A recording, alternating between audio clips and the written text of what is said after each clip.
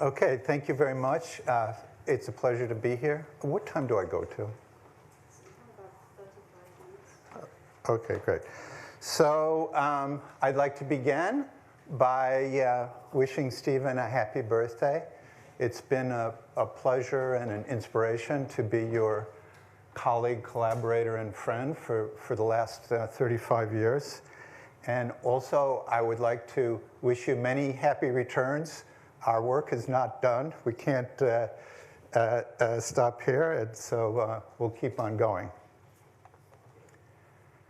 So in the last few years, there's been a series of developing insights in the relationship into different kinds of long-distance infrared phenomena relating the gravitational memory effect, which we heard about from Gary, asymptotic symmetries, and the so-called soft theorems in quantum field theory.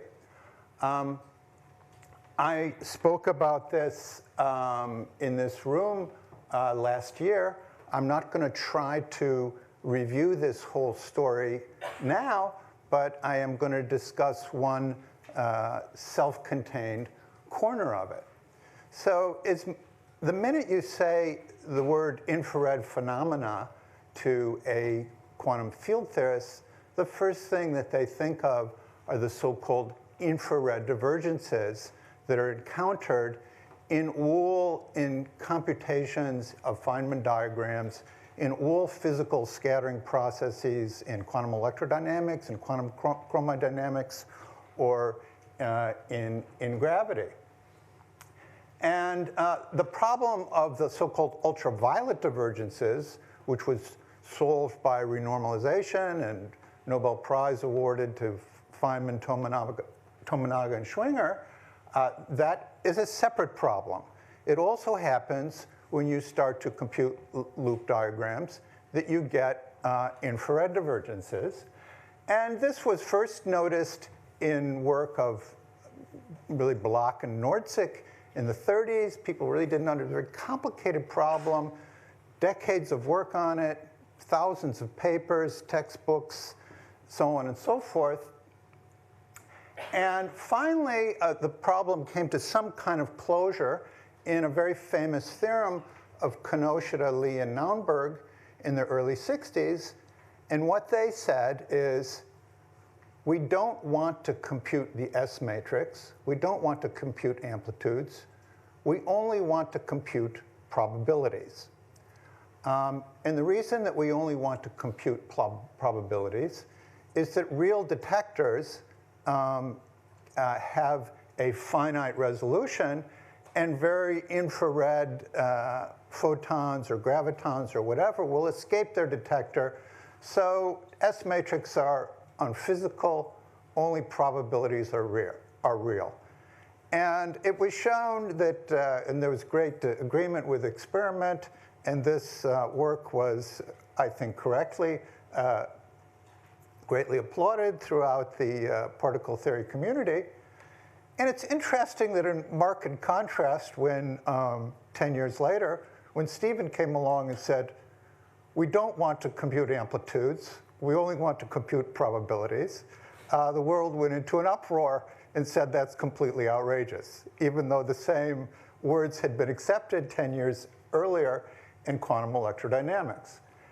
Now, these reasons for saying that you only want to compute probabilities and not amplitudes sound rather different, but I hope by the end of the talk, I'm going to circle around various things, and I hope by the end of the talk that you're going to see that they may actually be practically the same thing. So we've been discussing new ways of thinking about infrared structure in gauge theory and gravity. And so a natural question is, do these recent developments shed any light on this old problem of infrared divergences in quantum electrodynamics and in quantum chromodynamics? And obviously the answer is yes, or I wouldn't be talking about it. And this talk is going to be a compendium of different results from different papers, but the main collaborators are Dan Capets, Stephen Hawking, Malcolm Perry, Anna Riclario, and Sasha Zhibuedov. Okay, so what I'm going to do is I'm going to talk about, give a discussion of infrared divergences in QED, which has a parallel in quantum gravity. And I'm going to rederive some rather, I'm going to come to some conclusion about how to deal with the infrared divergences, which looks sort of amazing and new and remarkable, except that it was already discovered 47 years ago by Fadeev and Kulish. And so, but I'm just going to give a rather different way of thinking about some very old work and tying this all together. But I think of a more physical way of thinking about it. And that physical way of thinking about it is going to motivate three conjectures, which I'll make. One on quantum electrodynamics, one on non-abelian gauge theory, and one on black hole information. So let me give here a lightning overview of some of the recent discussions in quantum electrodynamics.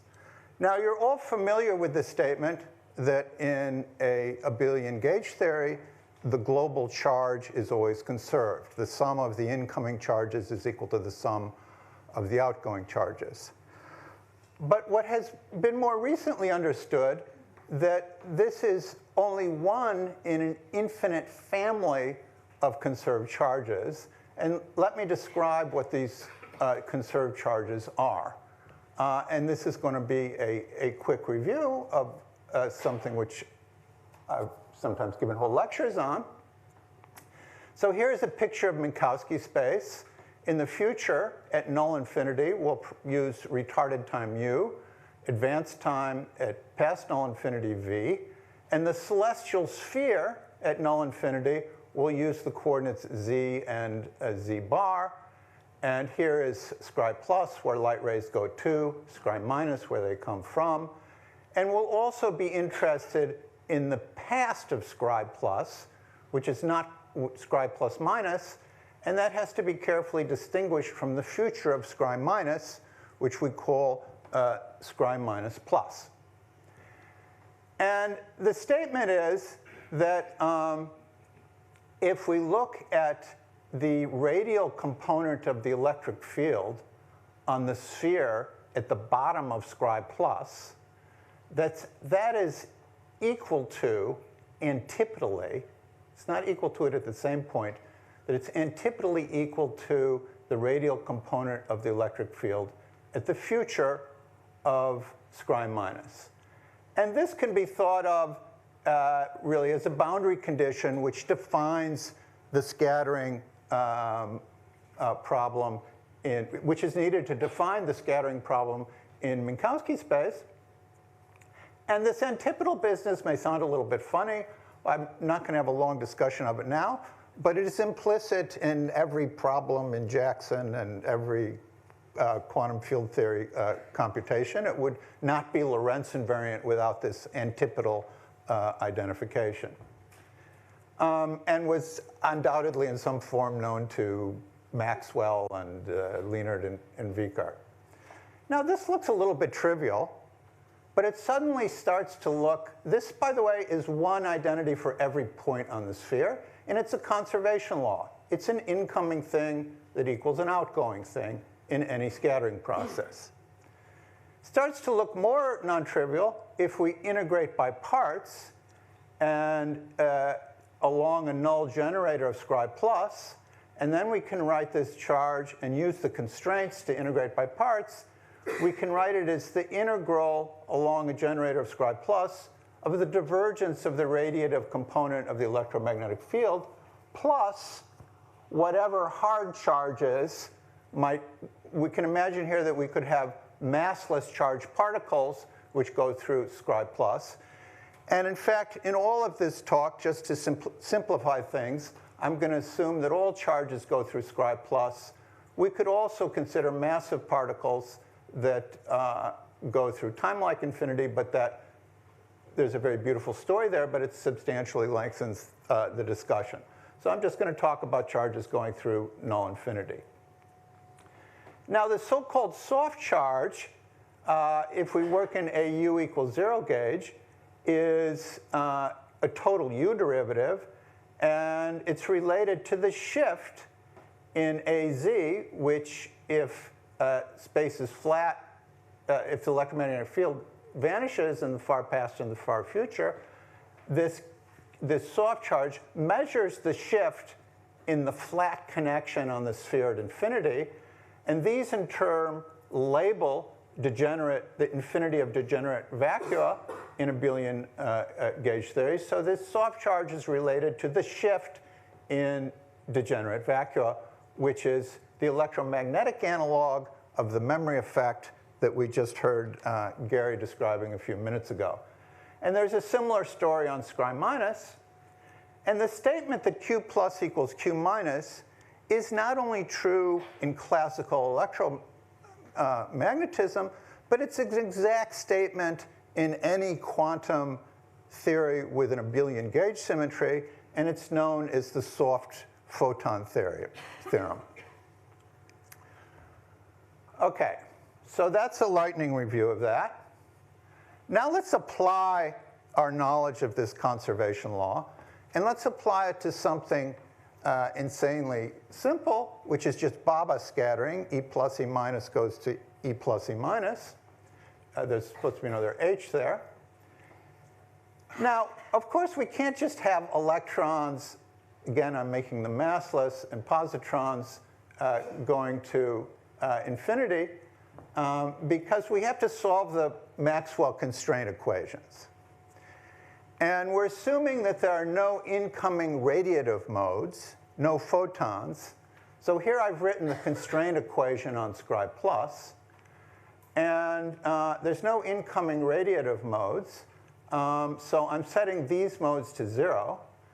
And so the constraint equation tells me that the u derivative of the radial component of the electric field on scri plus must equal the flux of the charge current through scri plus. So now if we set the fields, the Coulomb field to 0 up here and down here, and we integrate, we'll find that we'll get some non-zero radial electric field here and here. And similarly, setting it to 0 up here, we'll get non-zero here and here. But they will not antipodally match unless the scattering is trivial. If the scattering is trivial and forward scattering, they antipodally match, and everything is OK. And so since they don't obey this matching condition, Baba scattering is identically 0. The quantum amplitude to scatter an electron and a positron and get out an electron and a positron is identically 0. That is implied by this conservation law. Now, in fact, this result has been known for a long time, but it is stated in a rather different way. And here's how it's usually stated. You start out, you do some computation, but then you have to have these diagrams where you exchange photons between external legs. And these diagrams have infrared divergences in them. And they're become infrared divergence when the energy of this photon becomes very low. And in quantum field theory, anything with very low or 0 energy is called soft. So when this photon becomes soft, this loop integral of the momenta around here diverges, and this diagram is actually infinite. But that's not the end of the story. There's a next diagram, which is infinity squared. And this has been analyzed in a very rigorous way. That's what Kenoshita, Lee, and Naunberg famously proved. One of the things they famously proved. And you add the whole thing up, and you get e to the minus infinity, which is 0. So what I want to say here is that these infrared divergences is just the penalty that quantum field theory extracts on us if we try to compute something whose amplitude, we try to compute something that is violating a conservation law. So I would say there are no real infrared divergences in quantum electrodynamics. They are just there to set things to zero that we shouldn't, when we try to compute something we shouldn't have been computing in the first place. Now, it's not very impressive just to compute zero. We want to compute something non-zero. We know something is non-zero. So what could be non-zero? So the problem was that we had these Coulomb fields that were going down to the bottom of scri minus and the top of scri plus, and they weren't matching. So let's shield them. And in fact, let's solve the constraint equation not using the Coulomb field at all, but let's solve it using the radiative piece. Of course, there are many things you could do in between. You could have some Coulomb piece and some radiative piece, but I'm discussing the other extreme where there's only a radiative piece. So the radiative solution of this equation, I'm imagining that I have a particle that comes out to scri plus at retarded time u0 at the point z0 on the sphere. I can solve this equation for the radiative field az, and a number of interesting features of it. One is, except at u equals u0, it's pure gauge. And it has a step function in it. So there's a shift. It's a different pure gauge at plus infinity than it is at minus infinity. That's the vacuum shift I was talking about. And moreover, if we take its Fourier transform in retarded time, we get a pole. We get a soft pole as omega goes to 0. Now, we can also, this is a classical solution of the constraint equation, but we can also make a dressed coherent state which is annihilated by the constraint equation without adding the Coulomb piece, promoted to operators.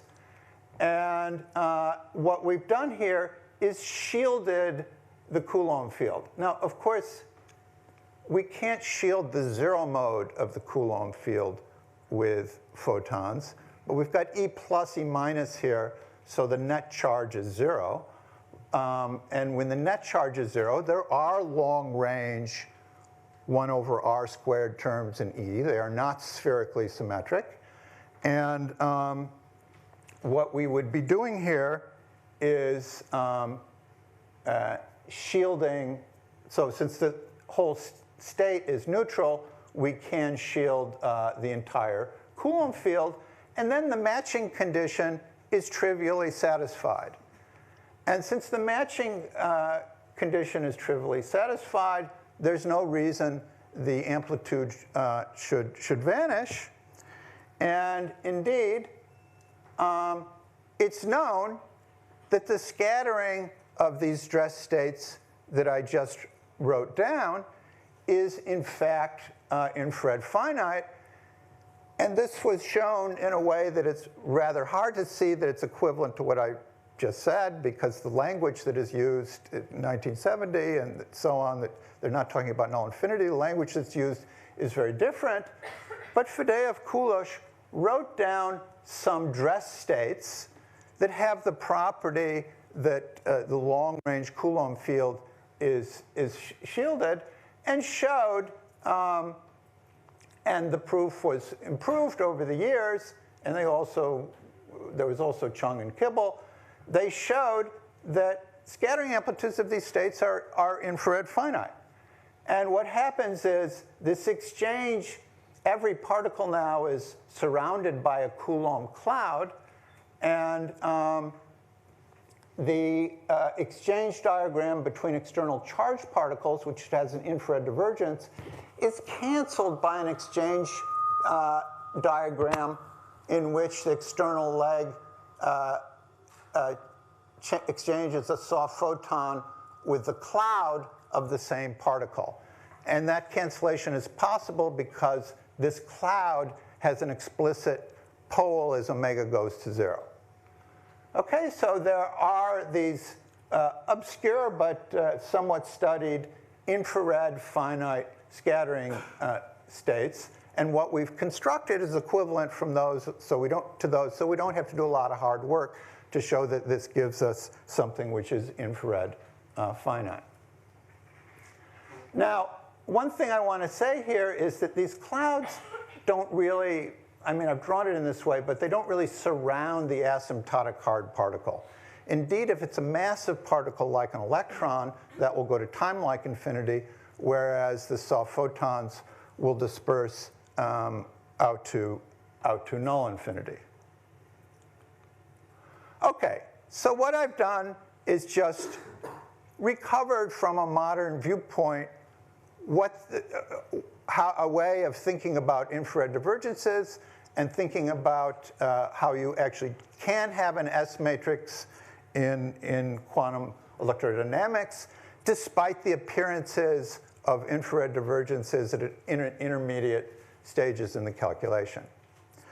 Now let me go on to the conjectures. So, Faddeev-Coolidge states, not all states are Faddeev-Coolidge states. And in fact, Faddeev-Coolidge states are highly unphysical. When we do an experiment at the LHC, we do not scatter Faddeev-Coolidge states. In order to do that, every time we set in a pair of protons, we would have to follow it up by a cloud of radiative photons whose distribution was tuned in just such a way as to cancel the long-range Coulomb field. Obviously, we never do that. So, however, so the conjecture is that you can move the cloud from the incoming state, the soft cloud, from the incoming state to the outgoing state. And one can show, I won't go through the discussion, that if you move the cloud in the right way, that this cancellation of infinities in diagrams still occurs. And indeed, if we move all the clouds to the final state, then they have the very natural interpretation as just the soft particles. We take a bunch of undressed charged particles and we scatter them, and there's a bunch of soft particles that the conservation law forces us to produce in the scattering process. And we've actually, this conjecture is actually rather easy to verify for the leading infrared divergences. To get into the details of the multi-loop diagrams and make sure there's no divergent subdiagram will be some work, but I think that should be doable.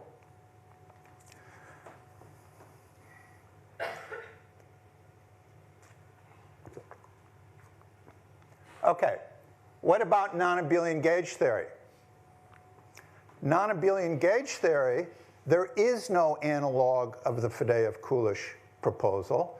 The intricacies of the non-abelian structure in non-abelian gauge theory have, the Faddeev-Coolidge arrived at their state in a way that at least now seems extremely indirect.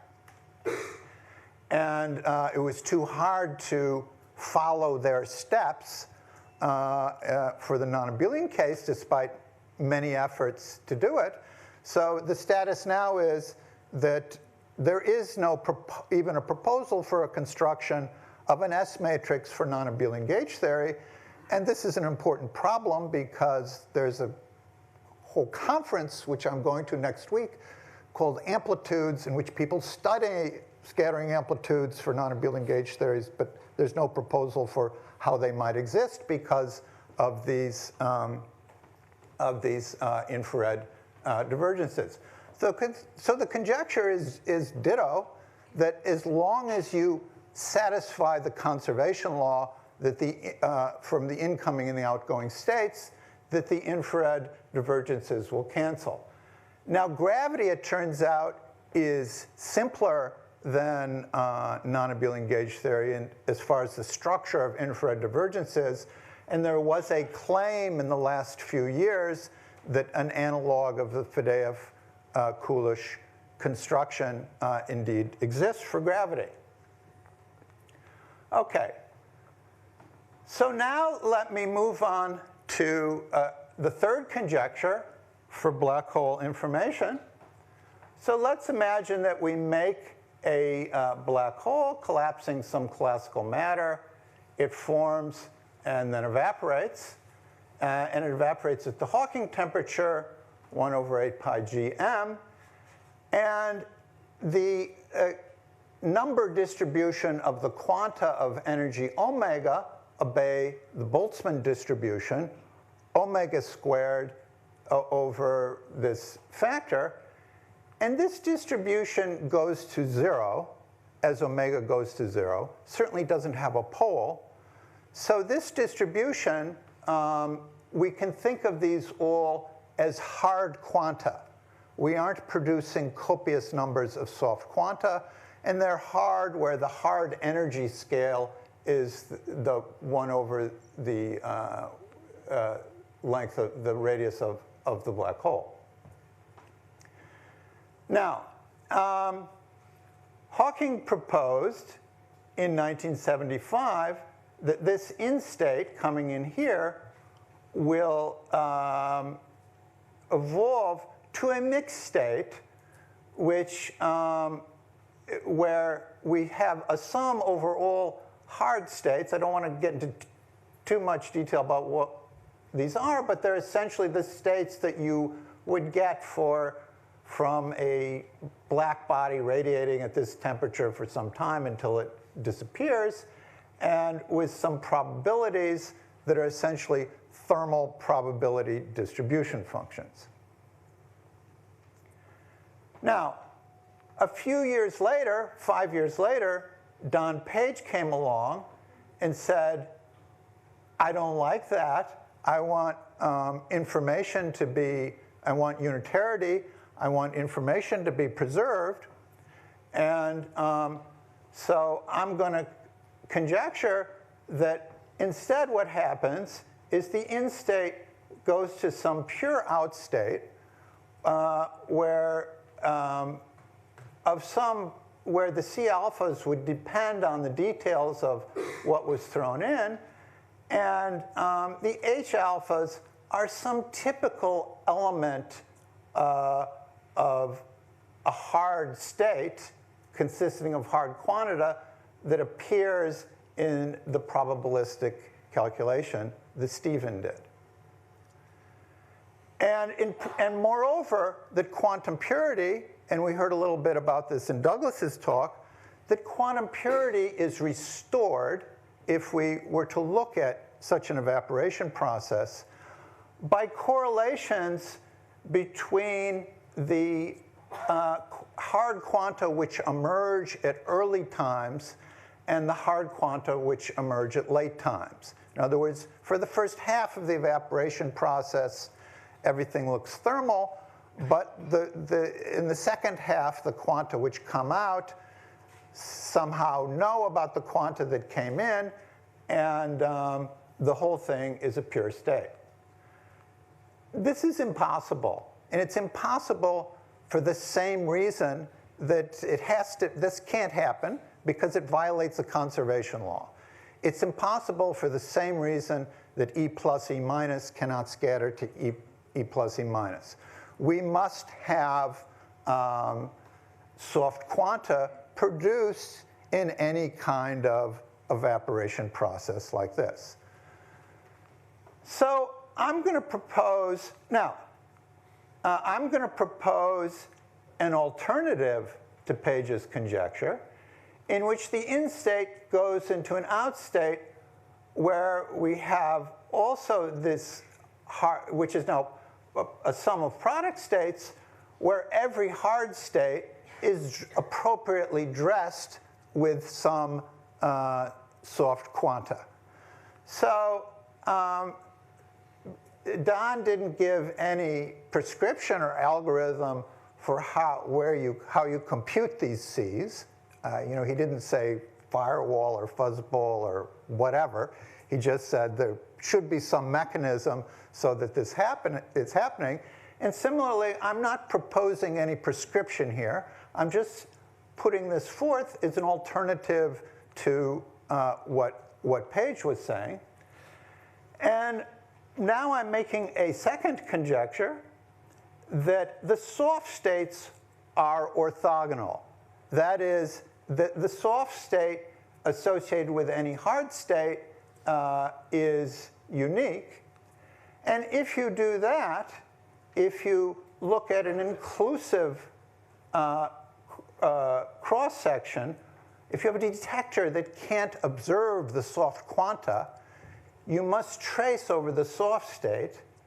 And then you get back exactly the Hawking formula if this C alpha is equal to the square root of Stevens rho alpha up to a phase. So in this correlation, so in this conjecture, a person equipped with a detector that cannot see the soft quanta will think that Stephen got it exactly right. And in order to see that there is a unitary evaporation process, one will need to measure the soft quanta.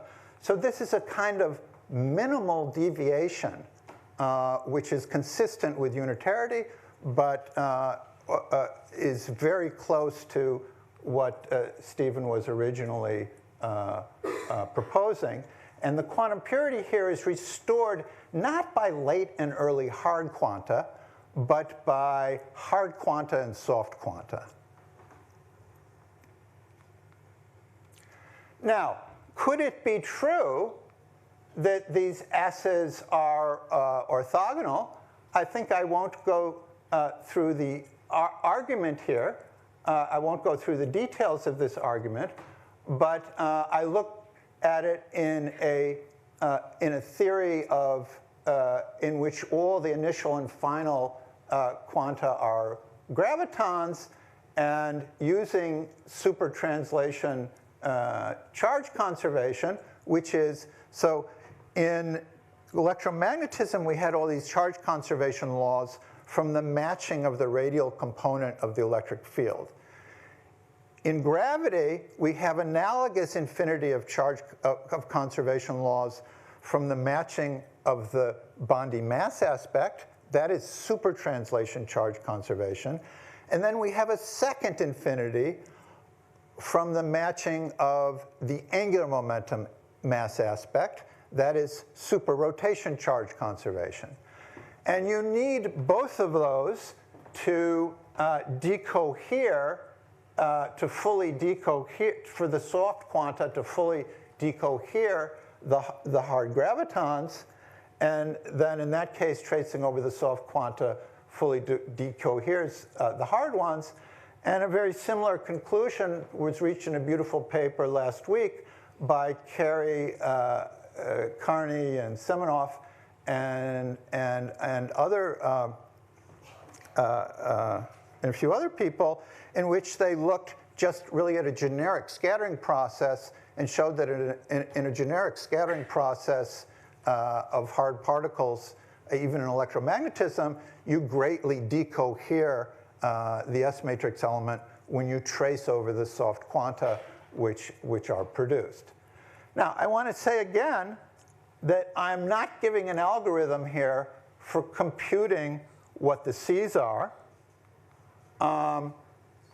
Computing what the C's are, so to solve the information puzzle, maybe you don't have to give a number for all the C's, but you have to understand how to compute them in principle. Like for a burning lump of coal, we could imagine how we could put it on a computer and compute the radiation exactly.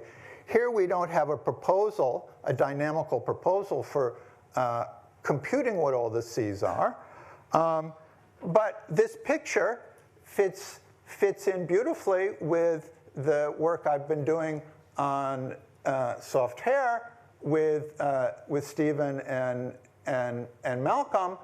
And so one will have to go into the details of the evaporation process, understand more what the implications of how a black hole carries these charges, what the implications of that are for the evaporation process, and that enterprise is in process as we speak. So in conclusion,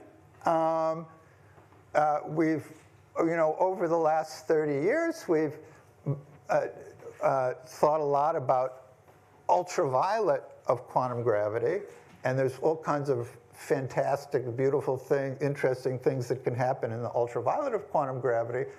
But also the infrared of quantum gravity is extremely rich, much richer than we once thought, and has already yielded some surprises in the last few years, and we are hoping for more. Thank you very much.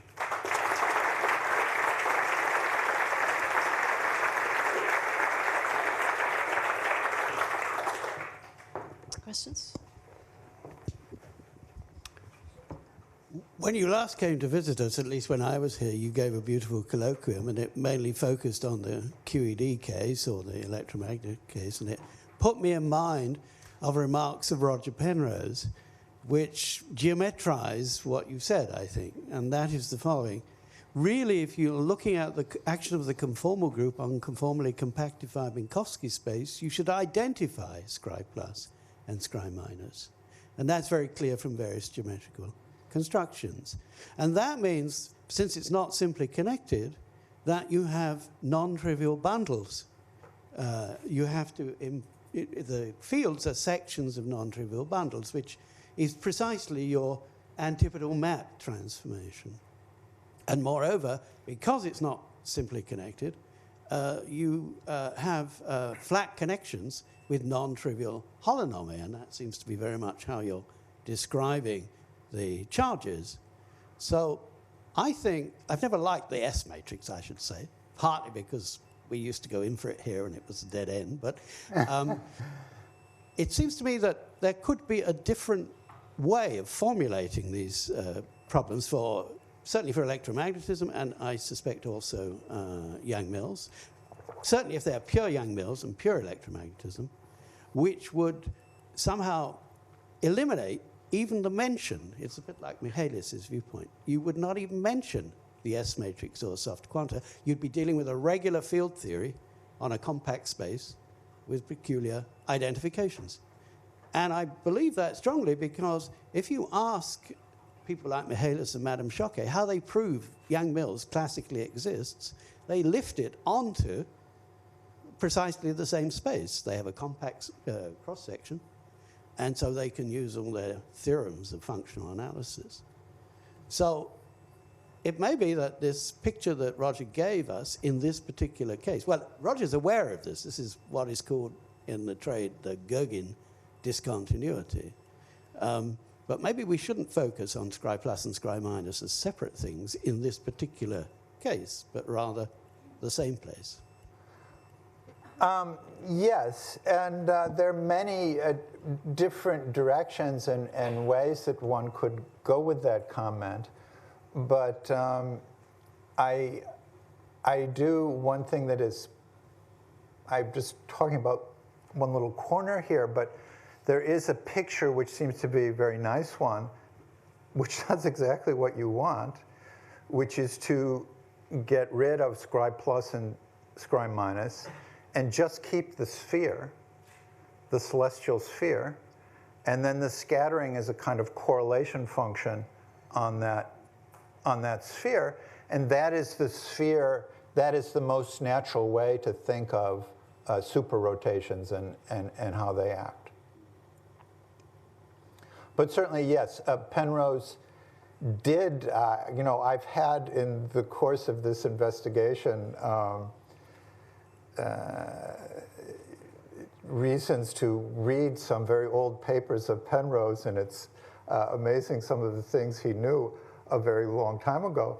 But he got some things wrong too, and I think the conformal compactification was too strong. The boundary conditions for the conformal compactification, yeah, with gravity was too strong, and I think And it was really Christodoulou that made that crystal clear, and that was too strong, and that thinking about things in those terms caused us to miss a lot of interesting physics. I think actually in view of time we have to move on because otherwise we're going to lose light track. Harvey's looking at me approvingly, so I'm sure there are many questions, but let's thank Andy again.